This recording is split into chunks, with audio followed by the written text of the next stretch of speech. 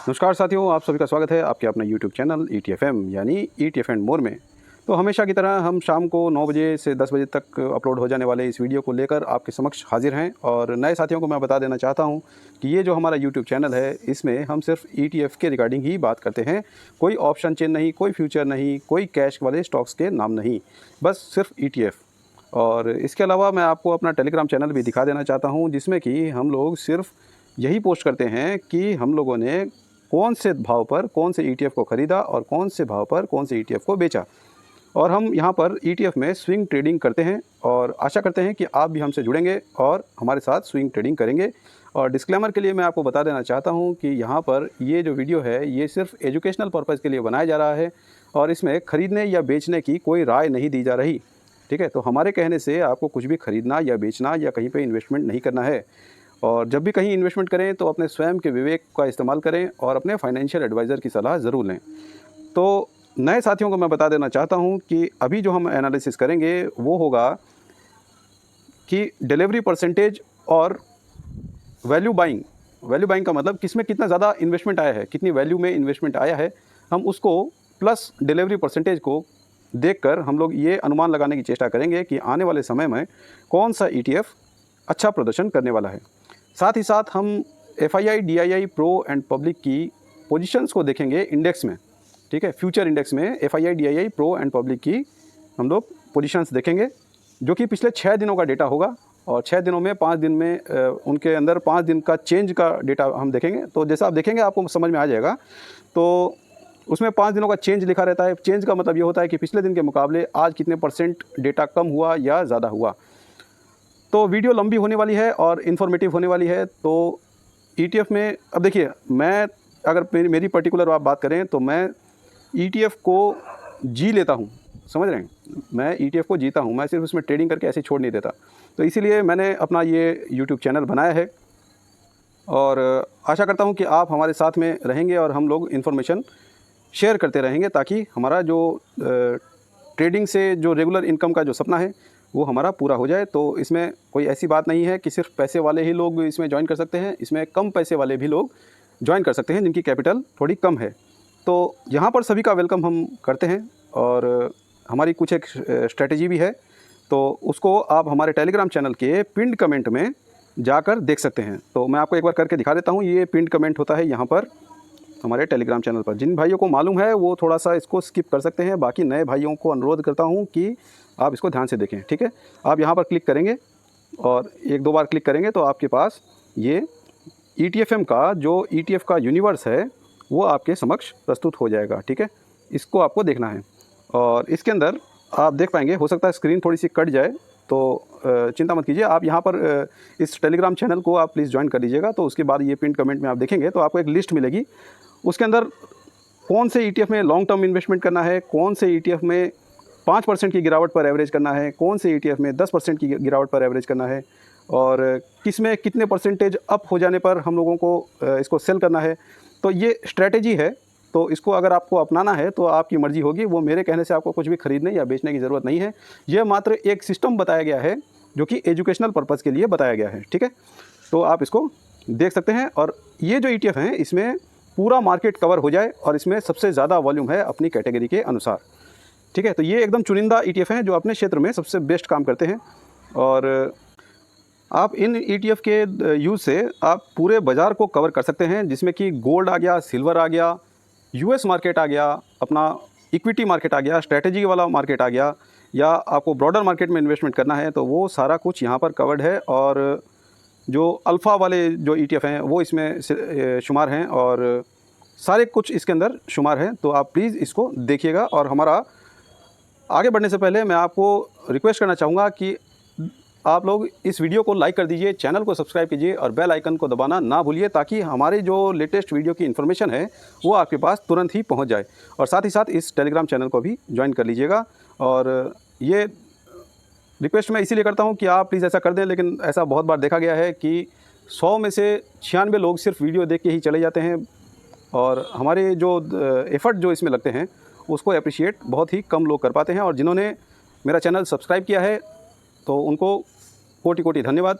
और आपने अपना योगदान दे दिया है हमारे चैनल को ग्रो करने के लिए, उसके लिए धन्यवाद। और नए साथियों को मैं सिर्फ इतना कहना चाहूँगा, जो लोग पहली बार आए हैं वो प्लीज़ हमारा चैनल को सब्सक्राइब कर दीजिए। आपका जाता ही क्या है, ये सब फ्री है, ठीक है। तो हम लोग एनालिसिस शुरू करते हैं। और जो तीसरा एनालिसिस हम लोग जो करते हैं वो है आपका कि कौन सा ETF इस एक हफ़्ते में, मतलब एक हफ़्ता मतलब कि आज का जो दिन है, इस यहाँ तक पिछले हफ्ते के आज जो दिन है, जैसे कि आज है मंगलवार, तो पिछले मंगलवार से हम लोग उसको कंपेयर करेंगे और पिछले मंगलवार से शुरू करके अभी तक को कंपेयर करेंगे कि निफ्टी के बनिस्पत हमारा जो ETF है वो कैसा परफॉर्म कर रहा है। तो ये 3 टाइप के एनालिसिस हम आज परफॉर्म करने वाले हैं। वीडियो लंबी होने वाली है और प्लीज़ बोर मत होइएगा, क्योंकि बोरिंग चीज़ों से ही पैसा बनता है और ये एक सीरियस वीडियो है और सीरियस एनालिसिस है, तो इसीलिए आप इसको ध्यान से देखते रहिए और बिना स्किप किए बगैर देखिएगा और वीडियो के एंड तक देखिएगा। इसमें ज़रूरी इन्फॉर्मेशन होती है जो कि आप मिस करना अफोर्ड नहीं कर सकते। तो चलिए शुरू करते हैं। तो हम लोग शुरुआत करते हैं अपने FII, DII, pro and public के डेटा से। और इसको कैसे रीड करते हैं मैं जल्दी बता देता हूं नए साथियों को कि ये है डेली बेसिस पे जो परसेंटेज चेंज आ रहे हैं वो, ये है शॉर्ट पोजीशन, ये है लॉन्ग पोजीशन और ये है पिछले 6 दिनों की डेट्स। तो जब हम 6 दिनों की डेटा इसमें लेते हैं तो हमें 5 दिनों का चेंज हासिल होता है, जो कि आप यहाँ पर देख पा रहे हैं, ठीक है। तो हम लोग 4 पार्टिसिपेंट्स होते हैं फ्यूचर इंडेक्स में। तो उसमें से हम लोग पहले जो देख रहे हैं वो है क्लाइंट का डेटा, यानी कि पब्लिक का डेटा। तो पब्लिक ने आज खरीदारी की है जो कि है +1.27%, जिसे कि आप यहाँ पर देख पा रहे हैं यहाँ पर, ठीक है। और इनकी जो लॉन्ग पोजीशन है वो है 34.60%। और इसके बाद में हम लोग देखेंगे DII की पोजीशन। DII ने आज नाम मात्र का सिर्फ बेचा है, इन्होंने कोई अपनी पोजीशन में कुछ खास बदलाव नहीं किया है और इनकी जो पोजीशन में चेंज आया है वो है -0.01% का। तो इनकी जो लॉन्ग पोजीशन है वो है 41.28%। और इसी के बाद हम देख लेते हैं FII की पोजीशन। FII ने आज माल को बेचा है और इनकी जो आज चेंज वैल्यू आई है वो है -2.76%। और इनकी जो लॉन्ग वैल्यू जो परसेंटेज में रह गई है वो है 72.33%। साथ ही साथ हम लोग प्रो का डेटा भी देख लेते हैं। प्रो ने आज खरीदारी की है और इनकी जो डेली चेंज आई है वो है +2.96% और इनकी लॉन्ग पोजीशन बदल के हो गई है 37.59%। तो ये था FII, DII, pro and public का फ्यूचर इंडेक्स में इनका लॉन्ग शॉर्ट पोजीशन। आगे हम अपने सेकंड एनालिसिस को कंटिन्यू रखते हैं, चलिए देखते हैं। तो साथियों, ये है हमारी डेली एनालिसिस की शीट और इसके अंदर हम लोगों को ये ETF के नाम यहाँ पर दिखते हैं। ये ETF का नाम है और ये जो है आप देख पा रहे हैं अपनी स्क्रीन पर, date 1, date 2, date 3, date 4, date 5, ये आज की डेट को मिलाकर पिछले 5 दिनों का डेटा है। और ये जो आप यहाँ पर डेटा देख पा रहे हैं ये है हमारे डिलीवरी परसेंटेज का डेटा कि आज कौन से ETF में कितनी डिलीवरी पोजीशन आई है, उसको हम डेट 1 के अंडर में यहाँ पर देख पाएंगे, यहाँ पर हम लोग देख पाएंगे, ठीक है। तो हम ये बाकी के 4 जो डिलीवरी परसेंटेज के डेटा हैं उसको हम लोग यहाँ पर अभी के लिए नहीं देखेंगे, ये वाले डेटा को हम लोग नहीं देखेंगे, ठीक है। हम सिर्फ इसको देखेंगे और इसको हम लोगों ने शॉर्ट कर रखा है ज़्यादा से कम की ओर। तो जैसे जैसे हम लोग नीचे जा रहे हैं तो ये आप देख पा रहे होंगे कि ये यहाँ पर डेटा की जो वैल्यू है ये कम होती जा रही है, ठीक है। तो इसको मैं आपको आगे समझाऊंगा, ये शॉर्ट की गई है, आप बस खाली अभी के लिए इतना समझ के रखिए। और इसके बाद हम लोग इसको थोड़ा सा लेफ़्ट की ओर, राइट की ओर चलते हैं। राइट में जाने के बाद हमें यहाँ पर ट्रेडिंग वैल्यू मिल जाती है, किसमें कितना पैसा लगा ये हमें मालूम पड़ जाता है। तो ये भी 5 दिनों का डेटा है जो कि आज के समेत है। आज वाला डेटा जो है वो यहाँ पर आपको नज़र आएगा, ये यहाँ पर ये वाला डेटा आज वाला है, ठीक है। और वैसे ही डिलीवरी पोजीशन में जो सबसे लेफ़्ट में है वो आज वाला डेटा है। और यहाँ पर हम लोगों ने ऐसा काम किया है कि इसको फ़िल्टर कर लिया है डेटा को। और जैसा कि आप यहाँ पर देख रहे हैं कि ये ETF का जो नाम है इसके सामने आज वाली जो वैल्यू है ये लाख में है, जैसे कि इसमें 450.11 लिखा हुआ है। तो यहाँ पर 4,50,11,000 रुपये इसमें इन्वेस्टमेंट किए गए हैं, ठीक है। तो आप इस हिसाब से इसको समझिएगा, ये वैल्यू लाख में है ना कि करोड़ में है, इसको लेकर आप कंफ्यूज मत होइएगा। और यहाँ पर जितने भी ETF आप देख पा रहे हैं हम लोगों ने इस प्रकार से इसको शॉर्ट कर लिया है कि जो आज की वैल्यू है, आज जो इसमें इन्वेस्टमेंट की वैल्यू आई है ये पिछले 4 ट्रेडिंग सेशन में कभी भी नहीं आई हो और ये इन चारों से आज वाला जो डेटा है वो सबसे ज़्यादा हो। तो सिर्फ वही ETF हमारे सामने अभी आएंगे, हम लोगों ने ऐसे इसको फ़िल्टर कर रखा है, ठीक है। तो अगर नहीं समझ में आए तो प्लीज़ आप कमेंट कीजिएगा। आपको ETF के रिगार्डिंग अगर कुछ भी पूछना हो तो हमारा कमेंट बॉक्स आपके लिए इंतज़ार कर रहा है। कमेंट बॉक्स में जाकर आपके प्यारे प्यारे कमेंट्स आप देते रहिए। और अगर आपने अभी तक हमारे वीडियो को लाइक नहीं किया है तो प्लीज़ लाइक कर दीजिए और चैनल को सब्सक्राइब कर दीजिए नए हो तो। और बेल आइकन अवश्य दबा दीजिएगा, क्योंकि हमारा जो वीडियो होता है बहुत ही इंपॉर्टेंट एनालिसिस हम लोग करते हैं, डेली के डेली आपके लिए लेके आते हैं, और ये आपसे मिस हो जाएगा नहीं तो। ठीक है, तो अभी जाइए वीडियो को पॉज कीजिए और जल्दी से जाके सब्सक्राइब कर दीजिए, ये सब फ्री है। ठीक है, और वीडियो को तो लाइक किए बगैर जाइएगा ही मत। ठीक है ये आपसे रिक्वेस्ट है। तो अब हम शुरू करते हैं और इसमें देखते हैं कि मिनिमम 70% की डिलीवरी पोजीशन कौन से ETF में आज बनी है। तो हम लोग थोड़ा सा लेफ़्ट की ओर चले जाते हैं। लेफ़्ट की ओर जाते हैं, डेट 1 के अंडर में आज का जो डिलीवरी पोजीशन है वो हमें डेटा मिल जाएगा, और इसको हम लोगों ने पहले ही आपको बताया कि इसको हमने शॉर्ट कर रखा है ज़्यादा से कम की ओर। तो अभी हम नीचे चलते हैं और इसमें देखते हैं कि किस में मिनिमम 70% का डिलीवरी परसेंटेज आया है। ठीक है, तो मिनिमम 70% हमारा आया है मोन Q50 में, या HDFC वैल्यू में। हम लोग यहाँ से शुरू कर लेते हैं। HDFC वैल्यू में भी लगभग 70% का डिलीवरी पोजीशन आया है, जिसे कि आप यहाँ पर देख पाएंगे, और ये है ETF का नाम। ठीक है, तो अब हम ये तो हम जान ही गए कि हमारा डिलीवरी पोजीशन मिनिमम कहाँ पर है। तो हम लोग इसको ट्रेडिंग वैल्यू के सामने डेटा को ले आते हैं यहाँ पर, और अब हम एनालिसिस यहाँ पर जारी रखेंगे यहाँ पे। तो HDFC वैल्यू में आप देख पा रहे हैं कि 23,23,000 रुपये आज इसमें लगे हैं, जो कि पिछले 4 ट्रेडिंग सेशन के मुकाबले कहीं ज़्यादा हैं। ठीक है, और इसी प्रकार हम ऊपर जाते जाएंगे, और साथ ही साथ डिलीवरी परसेंटेज भी बढ़ता जाएगा, जिस हिसाब से हम लोग ऊपर जाएंगे।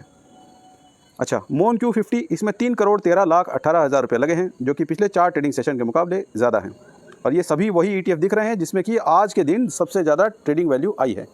ठीक है, और हैंसेंग बीज ये चाइनीज़ मार्केट पर आधारित एक ETF है, जिसमें कि हम ट्रेड नहीं करते, हमारे यूनिवर्स में आपको ये नहीं मिलेगा, लेकिन फिर भी ये डेटा तो डेटा है, हमें इसे रीड करके दिखाना होता है।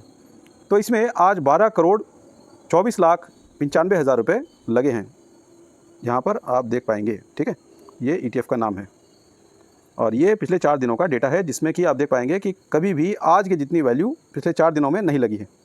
ठीक है, SBI ETF IT, ये IT पर बेस्ड एक ETF है। इसमें 1,45,03,000 रुपये लगे हैं।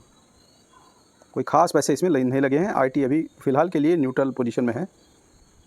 और बैंक I ETF, बैंकिंग के वाले जो जितने भी ETF हैं उसमें लगातार पैसा लग रहा है, ख़ास तौर पर आपका प्राइवेट बैंक वाले ETF में। तो ये है बैंक I ETF, और इसमें आज 26,03,37,000 रुपये इसमें लगते हुए नज़र आए हैं, और ये बहुत ज़्यादा हैं पिछले कई ट्रेडिंग सेशन के मुकाबले। जो इसमें 4 ट्रेडिंग सेशन जो पिछले गए हैं उसमें सबसे ज़्यादा 11,23,00,000 रुपये लगे थे, लेकिन आज हम देख रहे हैं कि इसमें 26,03,37,000 रुपये लगे हैं। तो बैंक में अच्छा खासा पैसा लग रहा है, और मुझे ये लगता है कि PSU बैंक बीज वाला जो ETF है ये भी अब बॉटम बना चुका है लगभग, और मुझे आशा है कि वो वहीं से घूम जाना चाहिए। लेकिन मेरे कहने से क्या होता है, मार्केट कब क्या करेगा किसी को कुछ नहीं मालूम, हम लोग बस अंदाज़ा लगा सकते हैं। और हमारी इस एनालिसिस का मेन उद्देश्य भी यही है कि चार्ट पर तो डेटा बाद में बनेगा, लेकिन हम बिग मनी को यहाँ से ट्रैक कर लेंगे, स्मार्ट मनी जिसे कहते हैं, हम उसको यहाँ से ट्रैक कर लेंगे, और इसका उद्देश्य यही है। तो आप डेली ये वीडियो हमारे YouTube चैनल पर देख सकते हैं। अगर आप सब्सक्राइब कर देंगे तो ये आपको नोटिफिकेशन अपने आप आ जाएगा। NIF IT ETF, ये भी IT पर बेस्ड है, और इसमें 21,93,000 रुपये लगे हैं, और इसको हम अपने ETF यूनिवर्स में शामिल नहीं किए हैं। ये छोटा ETF है, इसमें वॉल्यूम की कमी होती है, और जिनमें वॉल्यूम की कमी होती है वो ETF कोई ख़ास अच्छे नहीं होते, और जिनमें अच्छा खासा वॉल्यूम है और अपने सेक्टर के सबसे टॉप के ETF हैं, तो उनको हम लोगों ने अपनी लिस्ट में शामिल किया है। आप उसको टेलीग्राम चैनल पर हमारे पिन कमेंट में देख पाएंगे, और टेलीग्राम चैनल का लिंक हमने इस वीडियो के डिस्क्रिप्शन में दे दिया है। तो प्लीज़ जाइए और ज्वाइन कीजिए और एंजॉय कीजिए। और बैकग्राउंड नॉइज़ का हम कुछ कर नहीं सकते, बैकग्राउंड नॉइज़ बहुत आएगा, तो इसमें परेशान होने वाली कोई बात नहीं है, अपना काम तो निकल ही जा रहा है। ठीक है, तो टाटा गोल्ड को हम लोग सेकेंडरी ETF के हिसाब से रखते हैं, और प्रायर जो हमारा ETF है उसका नाम है गोल्ड बीज। गोल्ड वाले ETF में सबसे उत्तम ETF माना जाता है गोल्ड के रिगार्डिंग, और इसमें सबसे ज़्यादा वॉल्यूम आता है, तो इसीलिए हमारे ETF के यूनिवर्स में उसको हमने शामिल किया है। हालांकि ये टाटा गोल्ड भी कोई ख़राब नहीं है। हम जब भी गोल्ड बीज के अंदर जब भी हम ट्रेड करते हैं, तो उसको अगर हम चाहते हैं कि भाई उसको होल्ड करना है, हमें अगर शॉर्ट स्विंग लेना है, तो हम ये टाटा गोल्ड को भी यूज़ कर सकते हैं। ठीक है, तो इसमें 3,17,42,000 रुपये लगते हुए नज़र आए हैं, जो कि पिछले 4 ट्रेडिंग सेशन के मुकाबले ज़्यादा हैं। ठीक है, गोल्ड तो हमेशा पोर्टफोलियो में होना ही चाहिए, गोल्ड बीज हम हमेशा रखते हैं। मैं कभी भी अपना पोर्टफोलियो को गोल्ड के बगैर नहीं रखता। ठीक है, गोल्ड हमेशा होना चाहिए। और कैश जो बच जाता है स्टॉक ETF को बेचने के बाद में, जो हमारे पास जो स्पेयर मनी होता है, मैं उसको भी ब्रोकर के पास नहीं छोड़ता, मैं इन्वेस्ट करता हूँ उसको LT गिल्ट बीज में। तो LT गिल्ट बीज में क्या होता है कि ये FD से ज़्यादा रिटर्न देता है। साल में अगर आप देखें तो पर एनम ये 12% के आसपास रिटर्न तो दे ही देता है, और इसमें कोई लॉक इन पीरियड भी नहीं होता। तो मेरा पैसा अगर कहीं इन्वेस्टेड नहीं भी है, अगर नहीं भी है तो भी वो इन्वेस्टेड है। मैं इस प्रकार से इसको करके रखता हूँ। ब्रोकर के खाते में मैं इसको पैसे को नहीं रखता हूँ, सारा इन्वेस्टेड रखता हूँ। और CDSL के ऐप में मैंने अपना रजिस्ट्रेशन करवा रखा है, तो मैं ये भी पुख्ता कर लेता हूँ कि मेरा मैंने जो ETF खरीदे हैं वो मेरे डीमैट खाते में आए हैं या नहीं आए हैं। तो अगर आप भी ऐसा कर लें तो बहुत बेहतर है, क्योंकि आजकल तो आप खबरें सुन ही रहे हैं कि फ़लाना ब्रोकर ने ETF खरीदवा दिए, स्टॉक खरीदवा दिए, लेकिन बाद में वो हमारे डीमैट खाते में नहीं आए, और बाद में सब मना कर देते हैं कि भाई हम लोगों ने तो कुछ नहीं खरीदा इनके बिहाफ में। तो ऐसी जालसाजी से बचने के लिए आपको चारों तरफ से सतर्क रहना चाहिए। ठीक है, मैं किसी भी ब्रोकर का नाम नहीं ले रहा हूँ यहाँ पर। ठीक है, तो आपको सावधान रहना है, सुरक्षित रहना है, अपने पैसे को बचाना है और इसको ग्रो करना है। अल्फ़ा, अच्छा ठीक है, महक टेक, ये टेक पर आधारित है, जो कि IT कंपनियों पर पैसे लगाता है, और ये चाइनीज़ इंडेक्स पर काम करता है। इसको भी हम लोगों ने अपने यूनिवर्स में शामिल नहीं किया है, और ये है 6,43,50,000 रुपये जो कि आज इसमें लगे हैं।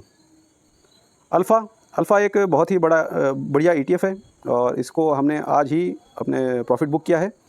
तो इसमें लगा है 19,59,57,000 रुपये, जो कि पिछले कई ट्रेडिंग सेशन के मुकाबले कहीं ज़्यादा है। 19 करोड़ रुपए बहुत ही बड़ी रकम है, और इसमें लगभग 20 करोड़ ही मानिए इसको, तो 20 करोड़ रुपए इसमें लगे हैं। तो 20 करोड़ तो इसमें लग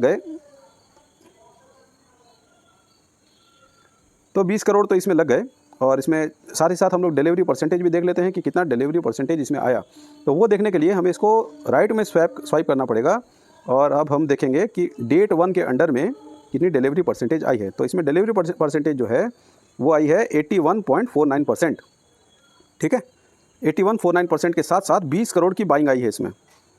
तो इसका भविष्य मुझे अच्छा ही लग रहा है आने वाले 1-2 दिनों के लिए। ठीक है, और कई भाई मुझसे पूछ रहे हैं कि भाई कि आने वाले 2 हफ्ते के लिए कोई एक ETF बता दीजिए, तो कौन सा ETF बुलिश रहेगा सिंपल वे में। तो देखिए, सिंपल वे तो कुछ भी नहीं है। स्टॉक मार्केट में अगर आप हैं तो आपको उलझनों से निकलना होगा। ठीक है, तो सिंपल वे तो यही है कि जो हम लोग डेटा एनालिसिस रोज़ का रोज़ करते हैं, तो इससे जो अंदाज़ा लगा सकते हैं वो अंदाज़ा लगाइए। और मैंने आज उस कमेंट का स्क्रीनशॉट भी दिया है अपने टेलीग्राम ग्रुप में, और इसमें उनकी कोई गलती नहीं है, मैं कोई गलती नहीं बता रहा हूँ, लेकिन आप वो पूरा वीडियो देखते नहीं हैं, बस यही गलती है। मैंने अपनी स्ट्रैटेजी बता रखी है। स्ट्रैटेजी के अंदर क्या होता है कि हमें ना तो कोई RSI देखना, ना कोई मूविंग एवरेज देखना। ये एकदम सिंपल स्ट्रैटेजी है जिससे कि रेगुलर इनकम आती रहती है। और महीने वाले दिन आप, झूठ नहीं बोलूँगा कि बहुत लोग क्लेम करते हैं कि 5%, 10% ऐसा आप कमा लेंगे, लेकिन महीने वाले दिन पूरी कैपिटल पे मैंने जो एक्सपीरियंस किया है इस वाली स्ट्रैटेजी से, कि आप पूरी कैपिटल पे 1.5 से 2% आराम से बना सकते हैं। शायद उससे ज़्यादा ही बना लें अगर इसको बहुत ही सीरियसली अगर आप लें तो। ठीक है, तो ये झूठ बोलने वाली बात नहीं है, और ये भी बहुत कम नहीं है। मैं आपको बता रहा हूँ कि ये जो ऑप्शंस और फ्यूचर्स जो करते हैं, उनके पास जो बड़ी बड़ी कैपिटल होती है, वो महीने वाले दिन आधे %, 1% से भी अपना पेट भर लेते हैं। तो ये कोई छोटी बात नहीं है कि आप महीने वाले दिन 1.5 से 2% कमा रहे हैं तो। ठीक है, तो ये पूरी कैपिटल की बात कर रहा हूँ मैं कोई एक ETF पे लगा दिया उसमें 1.5 से 2% आ गए, ऐसी बात नहीं है। महीने वाले दिन 1.5 से 2% इनफ होता है अपनी पूरी कैपिटल पर। बाकी तो देखिए, सबको अंबानी बनना है और सबको रातों रात करोड़पति बन जाना है, तो वैसी कोई स्ट्रैटेजी अपने पास नहीं है। अपने पास सिंपल स्ट्रैटेजी है जिसको हम यूज़ करके डेली पैसा अर्न करते हैं। और डेली का मतलब ये नहीं कि हम लोग रोज़ प्रॉफिट बुक करते हैं। मैं जितने भी प्रॉफिट बुक करता हूँ या कितने भी परचेजेस करता हूँ, वो मेरे टेलीग्राम चैनल पर मैं हमेशा ही भाव के साथ पोस्ट करता हूँ, तो वो उससे सब्सटैंशिएट हो जाता है। तो आगे बढ़ते हैं। अल्फ़ा के बाद, अल्फ़ा हमारे यूनिवर्स में भी है, ETF यूनिवर्स में। और मैं बोलता बहुत हूँ दोस्तों, आप प्लीज़ इस बोलने के कारण आप प्लीज़ बोर मत होइएगा, वीडियो के साथ बने रहिए, क्योंकि मैं जब बोलता हूँ ना तो मुझे एक फ़्लो रहता है। तो फ्लो में जब बोलता हूँ तो कुछ एक ज़रूरी बातें बोल जाता हूँ, जो कि मैं अलग से वीडियो आपके लिए नहीं लेके आ पाता हूँ समय की कमी के कारण।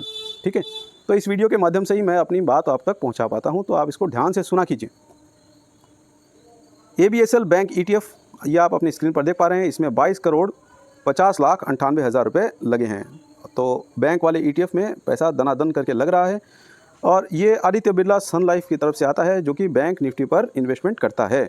और ये एक छोटा ETF है, और इसमें अचानक से इतनी बड़ी जो बाइंग आई है, तो इसका कारण मैं हमेशा अपनी वीडियो में कवर करता हूँ कि देखिए इंडेक्स में ही पैसा लगना है, एक पर्टिकुलर इंडेक्स। जैसे मान लीजिए कि निफ्टी 50 की ही हम लोग बात कर लेते हैं कि निफ्टी 50 पर इन्वेस्ट करने के लिए हमारे भारतीय बाज़ार में कई सारे ETF हैं। मान लीजिए आप 4 ETF हैं, तो उन चारों में से किसी भी एक ETF में अगर आप इन्वेस्टमेंट करते हैं तो पैसा तो निफ्टी 50 में ही जाता है, क्योंकि गंगाधर ही शक्तिमान है, ठीक है। तो आप ऐसे करके समझिए इस बात को। मैं हमेशा अपने वीडियो में यही बात कहता हूँ, क्योंकि गंगाधर ही शक्तिमान है, इसलिए पैसा आप कोई भी ETF में लगाएं, लगना उस इंडेक्स में ही है।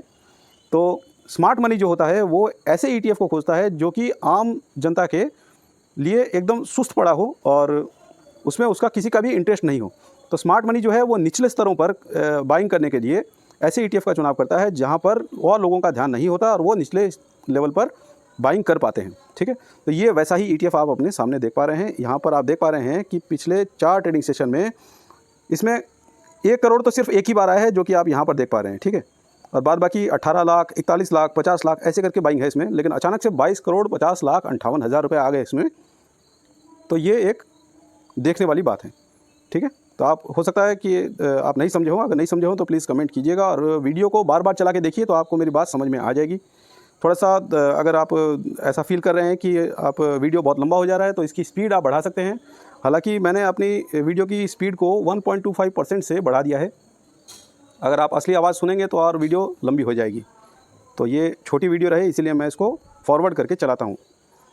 HDFC निफ्टी बैंक, ये भी बैंक निफ्टी वाला ही है और इसके अंदर भी आज आप देख पा रहे हैं कि 22 करोड़ 1,33,000 रुपये लगे हैं, जो कि पिछले 4 ट्रेडिंग सेशन के मुकाबले कहीं ज़्यादा है, ठीक है। तो मेरी बात यहाँ पे साबित हो जाती है। सेट एफ गोल्ड में 11 करोड़ 81 लाख 83 हज़ार रुपये लगे हैं, ठीक है। ये गोल्ड पर बेस्ड एक ETF है, जो कि आप ETF का नाम यहाँ पर देख पा रहे हैं। देखिए नए साथी कई बार कंफ्यूज हो जाते हैं और मुझे बार बार कमेंट करते हैं कि आपने ठीक से नहीं बताया, तो मैं ये मार्किंग करता चलता हूँ, ठीक है। तो इससे आपको समझ में आता रहेगा। अच्छा, फिन आई ETF ये ICICI प्रूडेंशियल की तरफ से आता है और इसमें जितने भी फाइनेंस वाले जो कंपनियां हैं, जो जैसे कि मान लीजिए बजाज फाइनेंस हो गया, श्रीराम फाइनेंस हो गया, ऐसी कंपनियां आती हैं, तो ये सिर्फ उन्हीं स्टॉक्स को कवर करती है, उसी टाइप के स्टॉक्स को कवर करता है ये ETF, ठीक है। तो ये भी अच्छा एक ETF है, इसको भी हम लोगों ने अपने यूनिवर्स में शामिल कर रखा है। तो इसमें 1 करोड़ 38 लाख 44 हज़ार रुपये लगे हैं। आगे बढ़ते हैं। कोमो आई ETF, इसमें 1 करोड़ 34 लाख 42 हज़ार रुपये लगे हैं। और अगर आपने अभी भी हमारे वीडियो को लाइक नहीं किया है, प्लीज़ दोस्तों मैं रिक्वेस्ट करना चाहूँगा कि आप अभी जाइए और इसको लाइक कीजिए। और नए दोस्तों से रिक्वेस्ट करना चाहूँगा कि प्लीज़ आप चैनल को सब्सक्राइब कर दीजिए, ये फ्री होता है और चैनल को आगे ग्रो करने में हमारे सहयोग कीजिए, नहीं तो हम वीडियो कैसे लाएंगे। अभी हम लोग इतना एफर्ट दे रहे हैं इस वीडियो को बनाने के लिए, मैं डेली समय निकाल रहा हूँ, तो प्लीज़ इसको अप्रिशिएट कीजिए ना। ये तो रिक्वेस्ट है सर, मैं करूँगा ही और तो कोई आएगा नहीं करने के लिए, क्योंकि हमारा प्रचार तो हमें ही करना पड़ेगा। तो प्लीज़ इसको अदर वे में मत लीजिए, मैं आपको सिर्फ रिक्वेस्ट कर रहा हूँ। प्राइवेट बैंक आई ETF, इसमें 29 करोड़ 96 लाख 27 हज़ार रुपये लगे हैं, जो कि बढ़ते हुए क्रम में पैसे लग रहे हैं। आप यहाँ पर इसको नोटिस कर पाएंगे। ये है आज की बाइंग, ठीक है, और ये है पिछले 4 दिन की बाइंग। तो इसमें आप देख पा रहे हैं कि बढ़ते हुए क्रम में पैसे लग रहे हैं। पहले 7 करोड़ 16 लाख, फिर 7 करोड़ 85 लाख, फिर 14 करोड़ 15 लाख, 19 करोड़ 99 लाख और अभी आप देख रहे हैं 29 करोड़ 96 लाख रुपये इसमें लगे हैं। तो बढ़ते हुए क्रम में सबसे ज़्यादा पैसा लगना ये एक अच्छा संकेत है, तो इसको आप नोट करके रखिए। प्राइवेट बैंक आई ETF। बैकग्राउंड नॉइस को आप प्लीज़ अवॉइड कीजिएगा, डेटा पर कॉन्सेंट्रेट कीजिए, ये एनालिसिस बहुत ज़रूरी है। सिल्वर पर 4 करोड़ 50 लाख 11 हज़ार रुपये लगे हैं। बैंक निफ्टी 1, इस पर 20 करोड़ 53 लाख 70 हज़ार रुपये लगे हैं। मेक इंडिया, ये हमारे ETF के यूनिवर्स का एक पार्ट है और इसमें मैन्युफैक्चरिंग में जो कंपनियां शुमार हैं तो वही इसमें इंक्लूडेड हैं। ये सारी मैन्युफैक्चरिंग कंपनियों को इंक्लूड करता है, कवर करता है, ठीक है। मेक इंडिया इसमें 1 करोड़ 1 लाख 78 हज़ार रुपये आज लगे हैं। और जैसे जैसे हम लोग ऊपर जा रहे हैं तो इसके अंदर डिलीवरी परसेंटेज ऑटोमेटिकली शॉर्ट किया हुआ है, तो वो बढ़ते ही क्रम में है, ठीक है। तो हम लोग जैसे जैसे ऊपर जा रहे हैं डिलीवरी पोजीशन बढ़ता जा रहा है। और BSL गोल्ड ETF, गोल्ड वाले ETF में भी आज पैसा लगा है और इसमें 2 करोड़ 22 लाख 12 हज़ार रुपये लगे हैं। गोल्ड वन में 14 करोड़ 25 लाख 23 हज़ार रुपये लगे हैं। गोल्ड शेयर में 2,07,70,000 रुपये लगे हैं। मोमेंटम ये भी एक अच्छा ETF है और ये मोमेंटम पर बेस्ड मोतीलाल ओसवाल की तरफ से एक ETF है। ये शानदार ETF है, बढ़िया ETF है और इसमें 82,20,000 रुपये लगे हैं। लो वॉल 1 इसमें 1,20,31,000 रुपये लगे हैं। ICICI B22 जिसे भारत 22 के नाम से भी जानते हैं और इसमें सरकारी प्लस प्राइवेट, मतलब जो प्राइवेट ऐसी कंपनियां जिसमें सरकार का भी एक हिस्सा हो, वैसी कंपनियां इसमें शुमार हैं। ठीक है, तो इसमें 275 करोड़, ये बहुत ही बड़ा एक अमाउंट है। 275 करोड़ 52 लाख रुपए इसमें आज लगते हुए नज़र आ रहे हैं, जिससे कि आप यहाँ पर देख पा रहे हैं। ठीक है, 275 करोड़ 52 लाख रुपए, 275 करोड़ 52,000 रुपये इसमें आज लगे हैं। तो जो कि पिछले 4 ट्रेडिंग सेशन के मुकाबले ऑब्वियसली बात है कि बहुत ज़्यादा अमाउंट है ये वाला, तो ज़्यादा ही लगे हैं। और आज इसमें डिलीवरी पोजीशन भी हम लोग देख पा रहे हैं, देख लेते हैं।